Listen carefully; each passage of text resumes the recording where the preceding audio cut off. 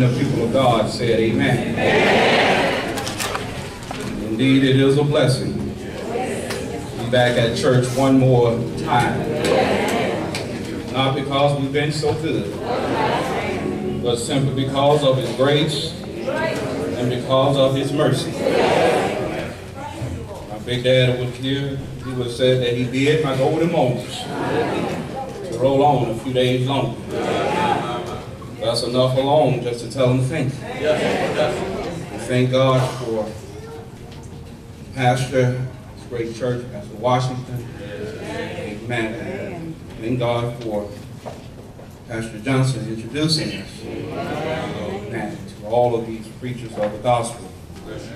Amen. It's just a blessing to be in the midst on tonight. Amen. To be in this community with these gladiators of the gospel. Amen.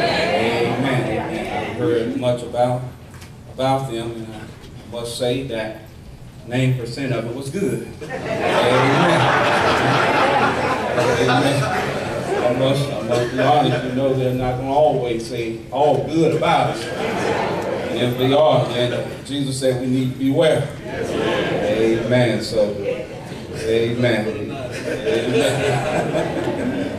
Amen. We just thank God for the wife and the children with us on tonight. Amen. I want to ask them to stand that you may see them and know who they are. Amen.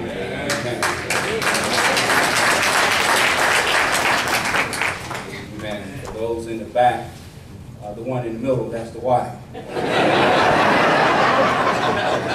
daughter may be tall, but yeah, the wife is in the middle. Amen. So grateful, God, to have Shady with us on tonight. Amen. Thank God for their obedience. We have to ask them to come, and they came. Amen. We want to ask them to stand. Amen.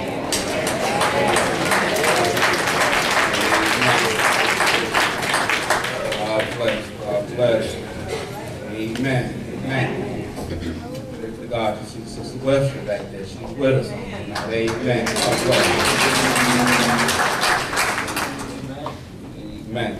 We hope not to hold you long on tonight, but there is a word from the Lord, and it's found in the gospel recorded by St. Mark. Gospel recorded by St. Mark, the 11th chapter. We'll look at verse 15 through verse 19. We ask that you will pray with us and pray for us, for we definitely need your prayers. Gospel according to St. Mark, the 11th chapter, beginning reading at verse 15 through verse 19. Found, please say amen. Amen.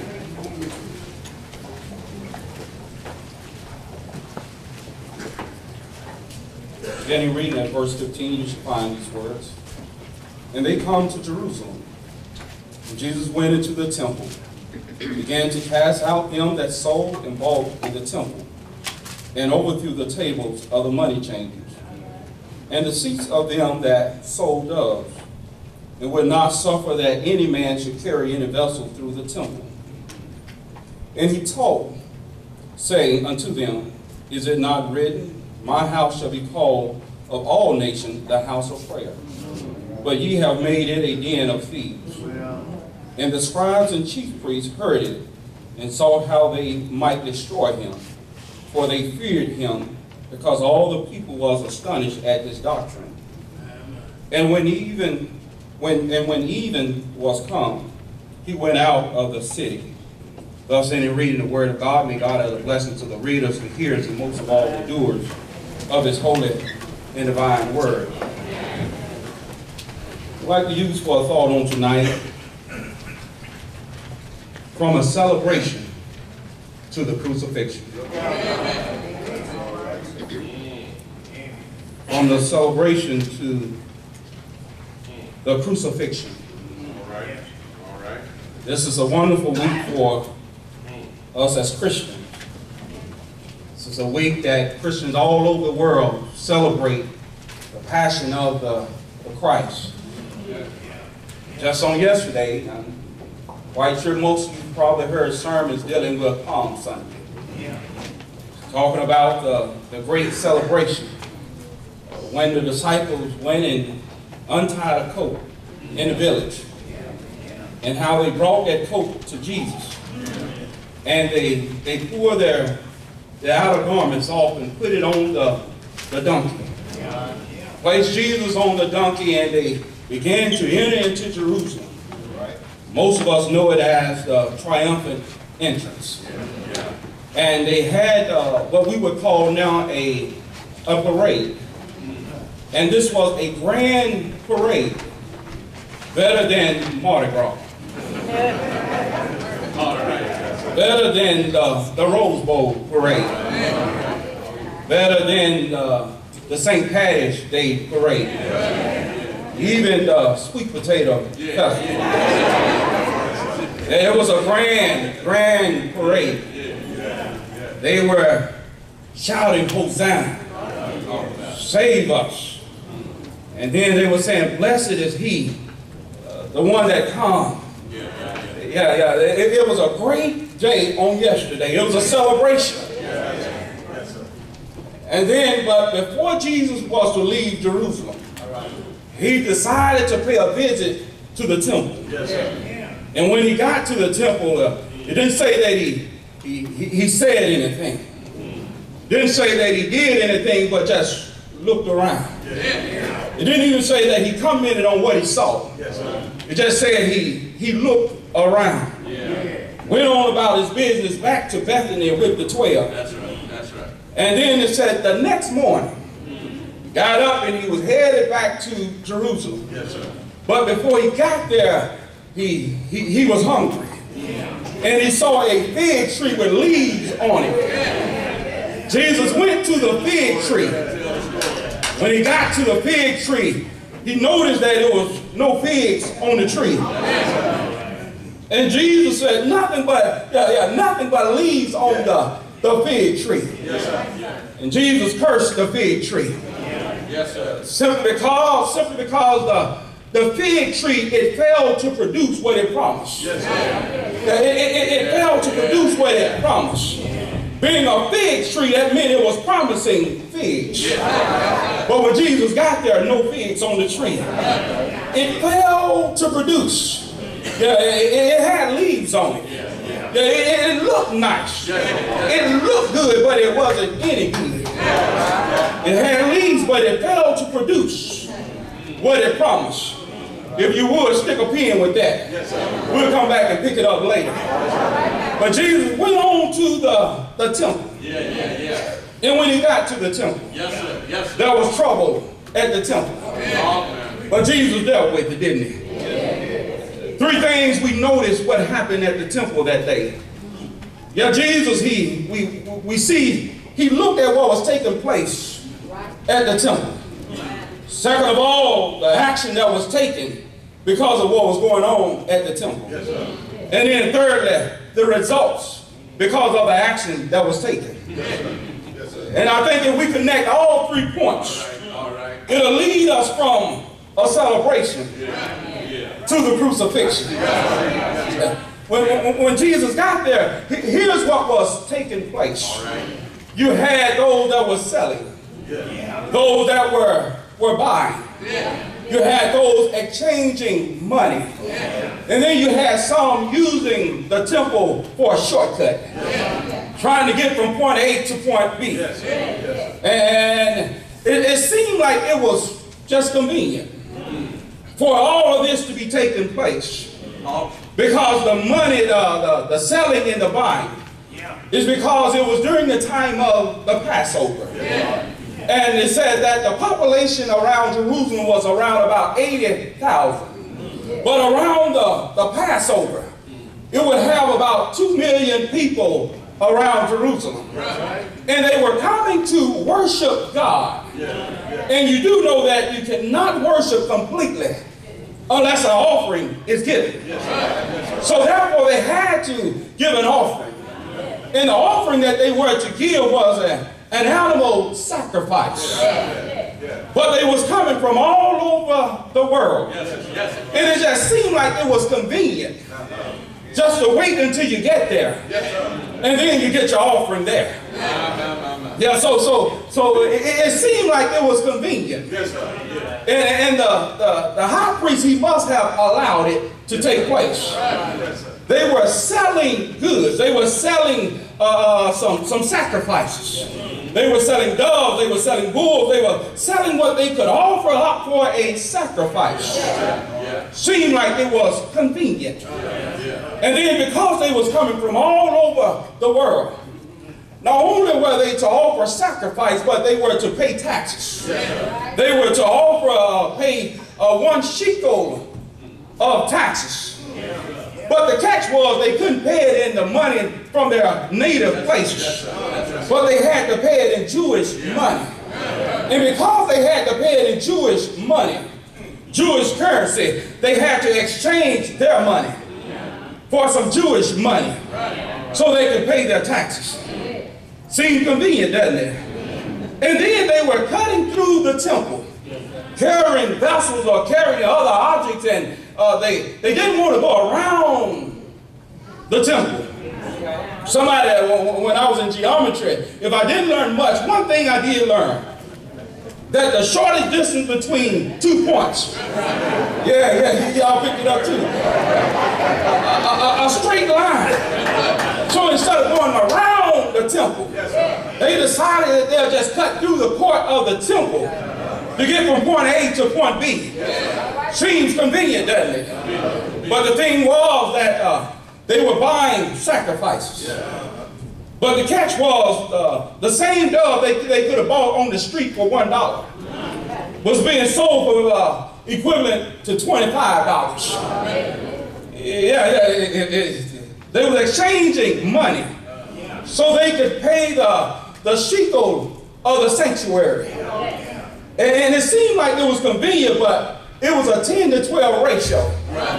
In other words, if I had wanted $10 of Jewish money, I had to pay $12. So it wasn't really convenient for the worshipers, but it was more convenient for the high priest, because the high priest was getting a percentage of what was being sold. Not only that, but the ones that were selling had to pay the high priest in order to sell in the temple.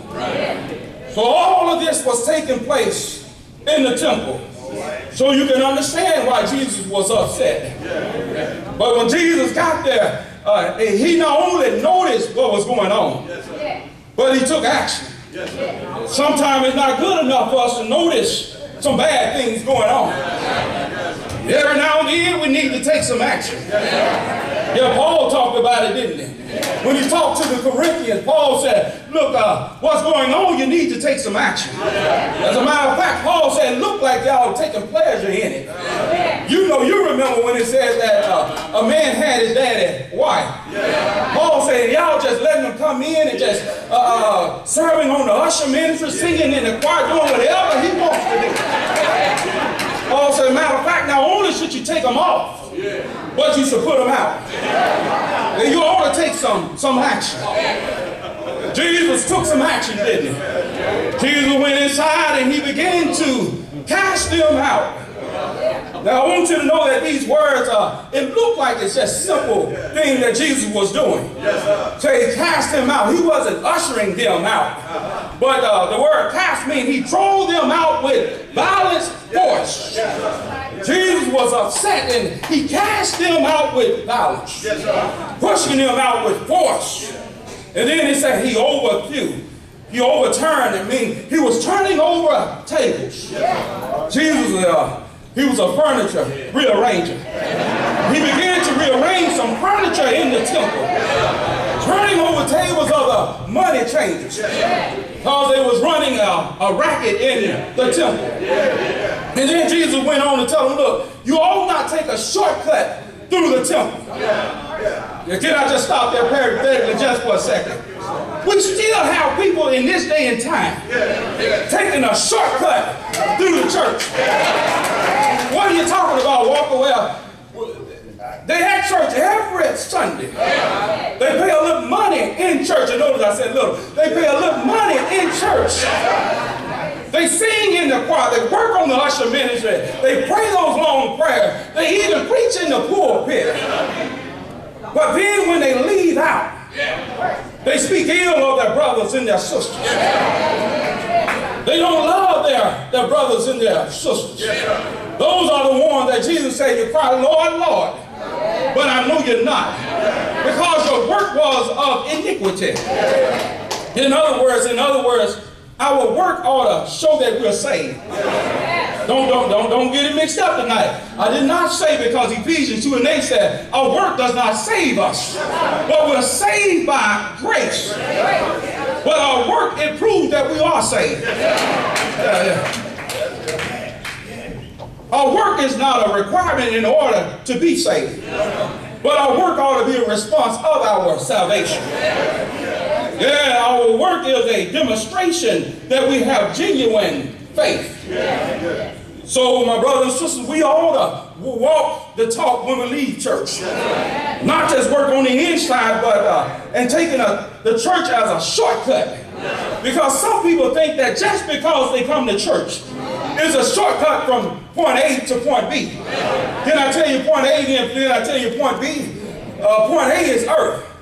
Point B is heaven. And they think just because they come to church on Sunday morning that they got a shortcut to heaven. But my brothers and sisters, you ought to work out your soul salvation with fear and trembling. And because Jesus did all of this, then he went on to tell them, he taught them while he was there.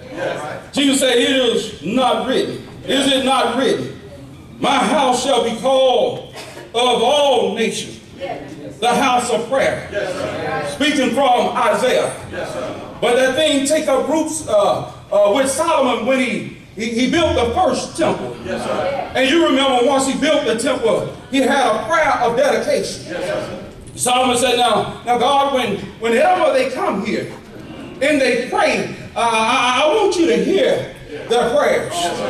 Even if some strangers come through, some non-Jews come through and they pray to you from this place, I want you to hear their prayers. And then he went on to say, if by chance some of us are taken away into captivity, if they can't get to the temple, if they could just turn to the direction of Jerusalem where the temple is, that you would hear their prayers. You do know that God answers Solomon's prayer. Over in 2 Chronicles, the 7th chapter, the 14th verse, where he says, if my people, which are called by my name, which has humbled themselves, would pray and seek my face and turn from their wicked ways, I will hear from heaven. I will forgive them of their sin, and I will heal their land. That's what Jesus was talking about. He said, my house shall be called of all nations the house of prayer. But Jesus said, you've done something else with it. Said that you made it a den of thieves. A den of thieves. When I look at the word den, it's really symbolic of a cave. A cave is a hiding place. And that's what Jesus was saying. You made it a hiding place for some thieves. Who were the thieves he was talking about? He was talking about the scribes, the priests. They were hiding out in the church. Yeah. Still today, we have some people hiding out in the church house. They think that they can do whatever they want to do in the streets. And they can show up at church and hide out. I told you to put a pin there, we was coming back at it. One of the reasons Jesus had a problem with all of this is because the purpose of the temple was for the production of prayer. But it wasn't producing what it promised to produce. Therefore, Jesus was upset with the temple, with the people in the temple, just like he was with the fig tree. And I want you to know that Jesus is a God that changes not. If you're not producing what you promised to produce, Jesus still will cut you down. And he just going to wait till the day of the Lord to do the cutting. So my brothers and sisters, while we celebrate this weekend, I still must warn you that we must still have a house in order. And then as a result of Jesus taking action against what was going on in the temple, he had to pay the piper. Because it said in verse 18, the scribes and the chief priests, when they heard what was going on, they sought how they might destroy him. In other words, they were just celebrating on yesterday. But here, Monday, around about the afternoon of that evening, they're looking at how they're going to crucify him. In essence, in their mind, they had already put Jesus on the cross. They were looking at how they was going to crucify Jesus. Simply because Jesus did away with all the ones that was making trouble in the temple. So now, instead of making peace with Jesus, they're looking at how they're going to get rid of him. I got to leave you now, St. Peter. May God bless you real good. I really enjoyed my stay. But as I look at the text, they were looking to take Jesus to the cross. But I got to skip from Tuesday, Wednesday, and Thursday. Or can I just deal with Thursday just for a little bit? They took him that Thursday night in the Garden of Gethsemane. While they're praying to the Father, they showed up that night. And Jesus allowed them to capture him. Notice I said he allowed them. Because Jesus said, no man take my life, but I lay it down. And Daddy told me a long time ago, anytime you lay something down, you can always go back and pick it up. Jesus said, no man take my life, but I lay it down because I know that third day I'm going to come back and pick it up again. That Thursday night they took my Jesus and they took your Lord and they marched him from judgment hall to judgment hall. And then they decided that they would crucify him. But then they flogged him. They put some stripes on Jesus' back. They took the cat of nine tails and began to whip Jesus. After they beat him that night, that Friday morning, they put a rugged cross on his shoulder, marched him up a hill called Calvary. You know what happened that day, don't you? They put nails in his hand, a crown of thorns on his head. They pierced him in the side, drove spikes through his feet. But that's not how the story ends. I hear Paul over in Romans 5 and 8 said, but God commanded his love that while we were yet sinners, Christ died for us. In other words, he died a vicarious death. In other words, he didn't just die for my benefit, but he died in my place. I'm gone now, but thank God for Jesus, because the nails were meant for my hand, the crown was meant for my head, the spear was meant for my side, the spike was meant for my feet, and the cross was meant for my sin. But look at Jesus. He's all right. Do you know he's all right? But look at Jesus, that finding with the cross, hanging on the cross. Somebody said from the 6th to the 9th hour, he was up there doing something. You know what he was doing. He died. Do you know he died? He died. I know he died. He died until the hurt got so dark. He died until the hurt began to really rock. He died. I know he died until a Roman soldier was converted and said, surely, surely, this must be the Son of God. But that's not how the story ends.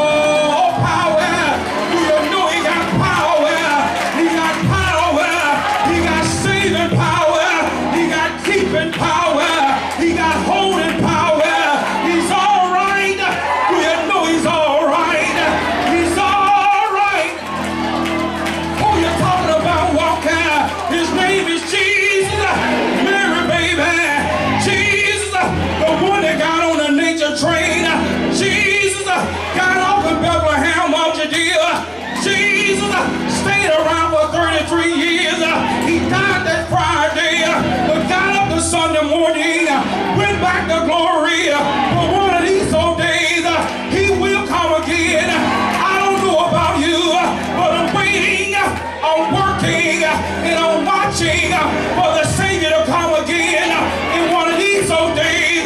By and by, when he swings down his sweet chariot, I'll step on board. I'm going home. Are you going home?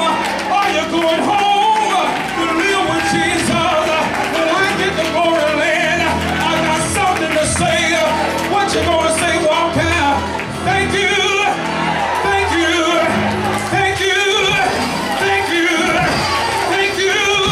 What are you thanking for, Walker? One Monday evening when the sun was sinking low, didn't have a God on my side, but Jesus, Jesus, Jesus, Jesus. I heard the voice of Jesus say, come unto me and I will give you rest.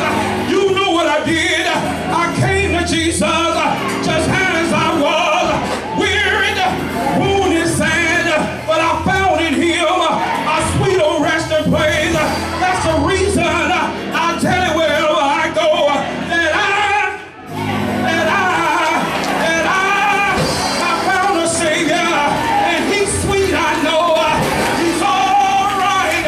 He's all right. He's all right.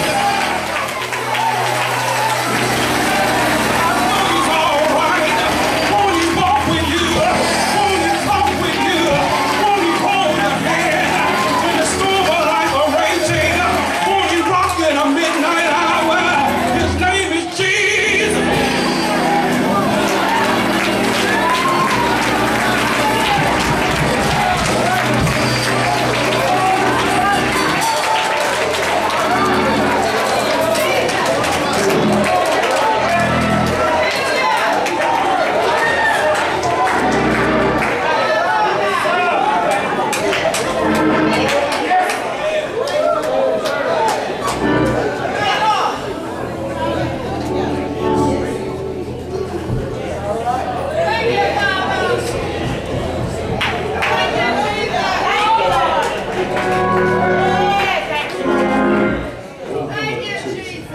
He's sweet, I know. This one our heart is burning. As a man of God has spoken unto us by the wayside. What a word from heaven tonight. The door of the church is open. There's one today who will not confess Jesus Christ as his Lord and Savior. The gospel has been preached tonight. The Bible says that